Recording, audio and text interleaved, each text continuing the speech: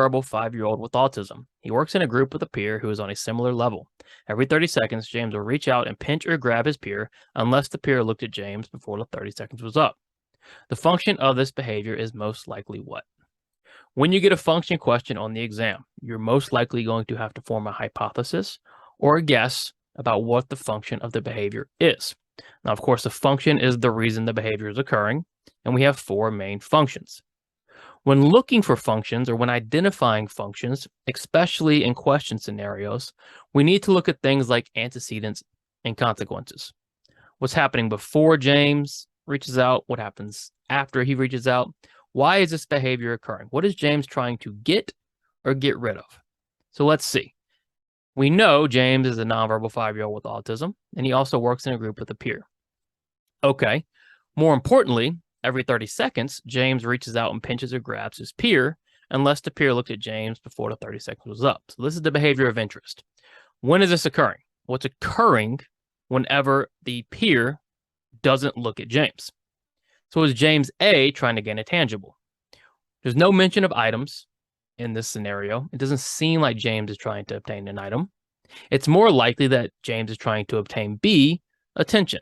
And why do we draw the conclusion? Well, James reaches out and pinches his peer or grabs his peer unless the peer looked at James before that 30 seconds was up.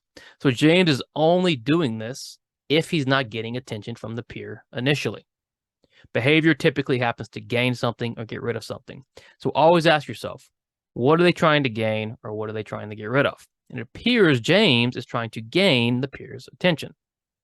Now, we always read all of our answer choices. So C, escape. Has James been allowed to escape? There's no indication that James is getting out of anything or avoiding anything.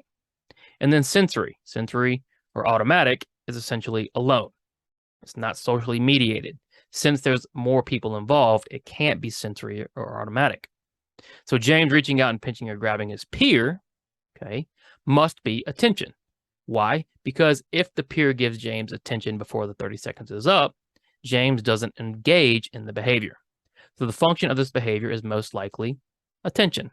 Always ask yourself, what are they trying to gain? What are they trying to get rid of? A hospital wants to improve its emergency response time. Throughout the month of March, the hospital sets off test alarms and times how quick doctors and nurses start moving after the alarm sounds. The hospital is measuring what? Measurement questions. We want to get measurement questions right. These should be the easiest or some of the easiest questions and most straightforward questions on the exam. So always ask yourself, what are you measuring? In this case, we are measuring how quick doctors and nurses start moving after the alarm sounds. So that after should be a key word here or a giveaway for what kind of measurement we're looking at. So we're looking at A, duration. Remember, duration measures the length of a response, right? Are we measuring the length of a response? No, we're measuring the time or how long it takes between something, right? We're measuring the time from the alarm sounding to the doctors and nurses moving. Okay, there's time in between. That's not a response. We're measuring the time in between the SD and the response. So if we're measuring the time between the SD and the response, are we measuring IRT or latency? Because both have to do with measuring time in between. Inter-response time, though, measures time in between one response and another. Latency measures time in between an SD and a response. And in this case, our SD is what? The SD is the alarm sounding. And then the first response is the doctors and nurses moving. So the hospital is trying to measure the latency of doctors and nurses responding after the alarm sounds. We're not measuring rate because we don't have any frequency. We're not counting anything. So to tell the difference between duration, inter-response time, and latency, ask yourself, am I measuring the length of a response? Or am I measuring time in between something? If I'm measuring time in between responses, it's going to be inter-response time. If I'm measuring time in between the SD and the response, it's going to be latency. In this case, we're measuring the time in between the SD and the response, with the SD being the alarm and the first response being the doctors and nurses moving. So the hospital is measuring latency. In order to gain food, a client will sometimes say hungry, while other times the client will run to the kitchen. Saying hungry and running to the kitchen serve the same what? All right, what is being accomplished by saying hungry? Well, gaining food. What is being accomplished by running to the kitchen? Gaining food. Behavior happens for a reason, and we call that reason a function. So if saying hungry and running to the kitchen both attain a tangible, or in this case, food, they're serving the same function. Pretty straightforward. Is it the same topography? Or the behaviors share topography? Topography is how the behaviors look. Does saying hungry and running to the kitchen look the same? No. Do they share the same magnitude? Magnitude is intensity or level, so loud, soft. Do they share the same magnitude? We're not really sure. We don't have magnitude specified, so no. And then rate, again, do they share the same frequency? Again, we're not sure. We don't know the measurements here, so we can't say for sure they share the same rate. All we know is both behaviors achieve the same goal, obtain the same tangible, therefore, saying hungry and running to the kitchen serve the same function. You took duration data for 21 straight days on the same client. Now that it is time to graph your data, where should you put days on the graph?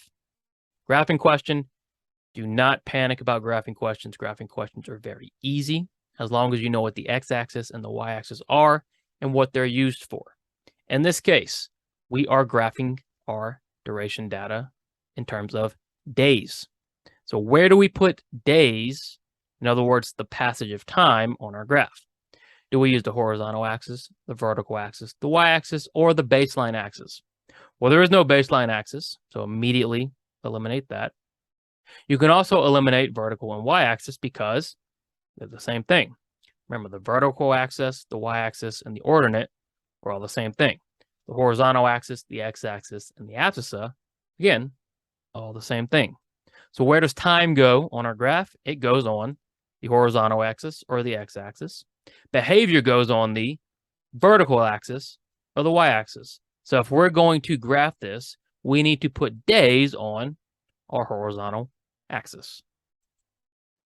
The client loves eating Welch's gummy snacks. The snacks are a powerful reinforcer. If you wanted to avoid using gummy snacks for health reasons, what could you do? Not an uncommon situation at all. Edibles are extremely powerful as reinforcers, but they're hard to fade. They can lead to health issues. So we need to find alternatives, especially for something like gummy snacks, which really holds no nutritional value. So what do we do in this situation? What could you do? And this is more, you have to think more along the lines of a BCBA, which is fine. The more technical you get and the better you get about thinking about these questions, the easier the RBT exam becomes. So what would you do in this situation? A, conduct preference and reinforcer assessments for other stimuli. That seems pretty good, right? We conduct another preference assessment, try to find other items. Once we identify potential stimuli for reinforcers, we actually conduct our reinforcer assessment to see if they have reinforcing properties, because if they do, we can use them in place of, well, just gummy snacks. A seems pretty good. When you find a answer choice that seems to fit, do you pick it and move on? No. What do? You read all of your answer choices every single time. Don't get lazy, especially during practice, okay? B, present other stimuli with gummy snacks for reinforcing the client. What would this achieve?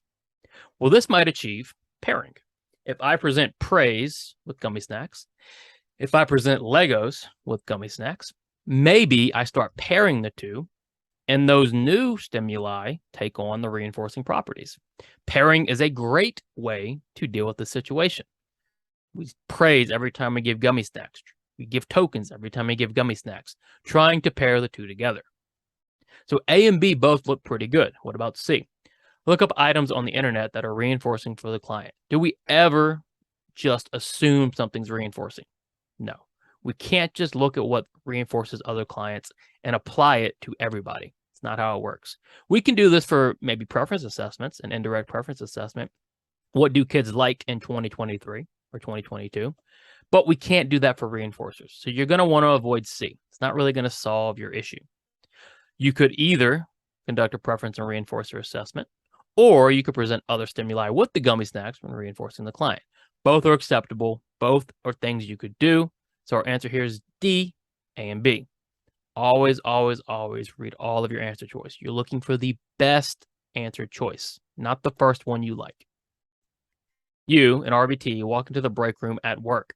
You overhear your RBT telling another supervisor about a client you work with. The supervisor is not on the case. How should you respond? Ethical scenarios. How do we answer them? Well, we want to be strong, but we don't want to be overboard. And you want to be black and white with ethical scenarios on the exam, even though life isn't always black and white. In this case, do we share private information about clients to people who don't have permission? We do not, regardless of who it is in your company. If they're not on the team and they don't have permission or consent, we don't share private information. In this case, the RBT is telling the supervisor all about this client, but the supervisor isn't on the case. So as an RBT, how do you respond? A, remind them of the ethical code and then report the RBT and BCBA to the board. Yes, remind them of the ethical code. No, don't report them immediately. Before you report anybody, unless harm has actually been done to the client, always give them a chance to fix the ethical violation. So we shouldn't just go report them immediately to the board. Yes, privacy might have been violated, but it isn't so egregious where client harm has been done. B, remind them of the ethical code and then report the RBT to the board. Same thing, remind them of the code, but reporting them is too harsh at this point. Give them a chance to fix their mistake. C, ask the RBT if they have permission to share that information and then remind them of the ethical code. Much better. Maybe the RBT does have permission to share with the supervisor. In that case, reporting them to the board would have been incorrect. Always clarify first any ethical scenario. Don't assume you know. Clarify first. If they don't resolve the ethical issue, if they continue to act unethically, then we report. So asking the RBT if they have permission to share that information and then reminding them of the ethical code is the best approach. D, nothing. It is not your responsibility as an RBT. Not true. RBTs have their own ethical code. First and foremost comes the ethical code. Even if it's difficult, even if it's awkward, even if it's your boss, you have to remain ethical. So how should you respond? C, ask the RBT if they have permission to share that information and then remind them of the ethical code. You stand in line at Starbucks. When it is your turn to order, you walk up to the cashier and say, "An iced Americano, please." The Starbucks cashier says, "That will be $5. You scan your Starbucks app and then wait for your drink. What is the SD for ordering? Behavior question. Behavior question. We need to identify whose behavior we're looking at and what behavior we're looking at. Because behavior questions get very complicated sometimes. There's a lot going on here. So whose behavior are we looking at? We're looking at your behavior. What is the behavior? Ordering. So we're looking at the behavior of ordering. More specifically, we're looking at the SD. What evokes the ordering behavior? Well, you stand in line at Starbucks. When it is your turn to order, you walk up to the cashier and then say, "An iced Americano, please." So what evoked saying iced Americano? Well, the cashier. So what is the SD? A, standing in line at Starbucks. What if you were the 10th person in line? Would you just start ordering? No, because SD says, okay, reinforcement is available. If you're the 10th person in line, ordering is going to get you nothing. B, the Starbucks menu. We don't talk about the Starbucks menu. And again, maybe you walk in and look at the menu. Doesn't mean there's any SD to order. Not until you get up to see the Starbucks cashier can you actually order. Because now the cashier is signaling, okay, tell me your order, reinforcement will be available. And then D, the Starbucks cashier telling you the price comes after you ordering. That's going to be not an antecedent to it. So the SD is an antecedent. So what comes right before ordering the iced Americano? What signals reinforcement is available for ordering? It's going to be the Starbucks cashier. So as soon as you walk up, you say, "An iced Americano, please." What is the SD for ordering? The Starbucks cashier. Pick the correct visual representation of enter response time if the arrow indicates enter response time. What is enter response time? Enter response time is the time in between two responses. So we're looking for an arrow that is between two responses. We'll look at A, response 1 to response 2. There we go. Let's find out why the rest are wrong. B, MO to response 1. There's no measurement we have. Response 1 to SD is the reverse of latency because D is latency. SD to response 1. And you can see how latency ties into enter response time because you have your latency, SD to response 1. And then you have your enter response time, response 1 to response 2. And then finally, the primary characteristic of a stimulus is what? So stimulus and stimuli is everything in our environment, right? We respond to stimuli, stimuli responds to us. That's kind of how behavior works, right? So do stimulus increase behavior? Sometimes. Do stimuli decrease behavior? Sometimes. We don't know for sure. We didn't say a reinforcing stimuli. We didn't say a punishing stimuli. We just said a stimuli. Is a stimulus a change in the environment? It is. Okay. So the primary characteristic of a stimulus is a change in the environment. Now it could increase behavior. It could decrease behavior. It could have no effect on behavior. We don't know for sure. What we do know is the primary characteristic of a stimulus is a change